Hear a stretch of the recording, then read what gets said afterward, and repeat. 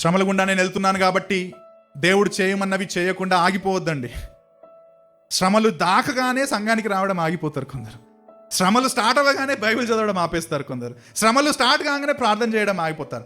ఎక్కడుందండి శ్రమల కాలములో మీరు బైబిల్ చదువుటం మానండి అని ఉందా ఆజ్ఞ మనకేమైనా? You know what means of grace అంటే, when you are going through suffering, you need people, you need the word of God, you need prayer. దేవుడు అవి పెట్టిందే నీ శ్రమల కాలంలో నీకు ఆశీర్వాదకరంగా ఉండడానికి. నువ్వు శ్రమలు రాగానే వాటికి దూరంగా పరిగెడతావు. నువ్వు ఓపిక కలిగి ఉండు. దేవుడు కామన్గా ఏం చేయమన్నాడో శ్రమల కాలంలో కూడా అవే చెయ్యి. ప్రార్థన చెయ్యి, సంఘానికి రా. ఇతరులు ప్రార్థన చేస్తారు నీ కోసం, దేవుడు వాటిని వాడుకుంటాడు కావచ్చు. నీ శ్రమలలో బేసిక్స్ ఎప్పుడు మర్చిపోకు. ఓర్పు కలిగి ఉండాలి, ఓర్పు కలిగి ఉండాలి.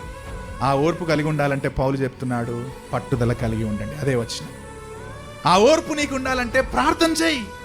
దేవా, అత్యవసరమైన స్థితి నీకు తెలుసు, అయినా సరే నీ సమయం కోసం, నీ విడుదల కోసం నేను వెయిట్ చేస్తా అని చెప్పి ప్రార్థన చేయి.